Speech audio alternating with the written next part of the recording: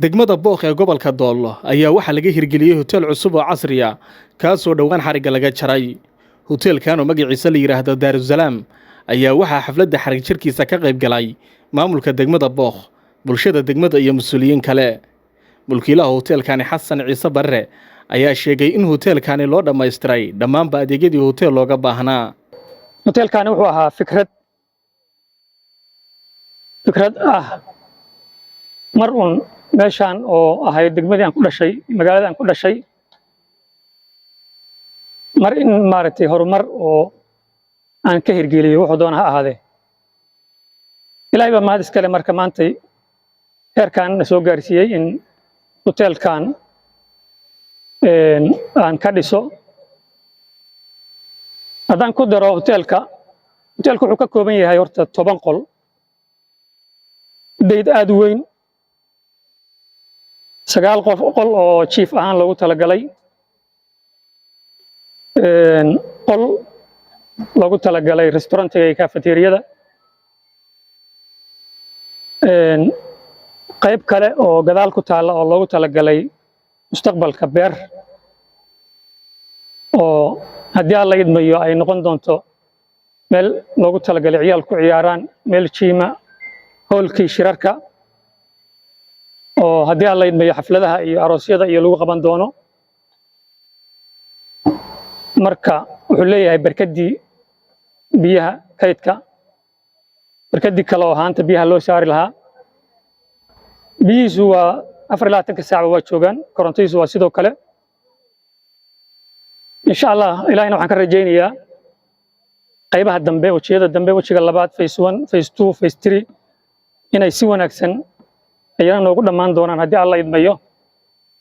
oo xarig jarkan oo kale ayana aanu samayn doono insha Allah. dhankooda mas'uuliyiintii iyo dadkii kale ee xafladda xarig jarka ka qayb galay ayaa soo dhaweeyay in hotelkani laga hirgeliyo degmada Booq, iyagoona ku taliyay in la kordhiyo maalgashiga lagu samaynayo gudaha gobolka Doolo oo ah gobol ay ka jiraan fursado badan oo dhinaca ganacsiga ah. horumarka ayaa wax lagu yahay haddaan saddexda waxyaalo sektorka aan laga horumarin bini'aadamka horumarkiisa waxba ma noqon maayo. in saddexaas waxaase ka weyn nabadgelyo haddaan la helin nolol ma leh,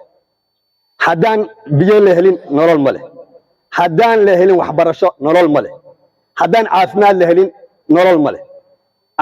anaga santar ahaan waxaan u malaynayaa Tidaacle dadka wax ka qabtay baan ugu weyn oo fikirkiisa iyo maskaxdiisa iyo curintiisaba leh. waxaan uga qabanaynaa wax kale ma ahayn, waxay ahayd in deegaanku ku hormaro, in deegaanka loo iskugu yimaado, in deegaanka la soo dego. waxaan markaa codsanaynaa mar walba dadka qurba joogta aan ku dhiirigelinaa deegaankii waa nabadgelyo, deegaankii waa fiican yahay, deegaankii waa la degi karaa, war imaada san walba waa imaada. aniga sanad kasta waa imaada, marka imaadana waxaan dadka ku dhiirigeliyaa war sidee hore ma aha meesha, war waddanka sidaas hore aad moodeen ma aha, imaada. marka degma Booq dadka xayta maamulka ku jira waxaan ka codsanayaa shakhsiyan aniga anoo ku hadlaya magaca qurba joogta, anoo ku hadlaya magaca bulshada, waxaan in leeyahay walaalayaal number 1 nabadgelyada ha lagu dadaalo. qof kasta oo horumar samaynaya oo horumar la imaanayana ha loo fududeeyo oo ha lagu soo dhaweeyo oo xayta ha lala shaqeeyo, laana maxay horumarka asaga isku bixinaya dhaqaalaha sectorka private sectors waxa la yiraahdo haddaan la abuurin oo businesska ama ganacsiga ama horumarka private sectors waxa la yiraahdo waxyaalaha bulshada khaaska u leedahay haddaan la horumarin dawladdu waxba uma qaban karto. ambaliyada saddexaad iyo duco waxaan u soo jeedinayaa qoladii dhistay oo ku hamiday inay dalkooda iyo dadkooda iyo diintooda wax u kordhiyaan. ka Booq ahaan ama ka deegaan ahaan waxaan aaminsanahay meelaha degmadu aadka ay ugu horeyso inay tahay dhanka horumarka in laga qayb qaato. dhulka ninkii nooleeya baa iska leh, marka dhulka in wax laga qabto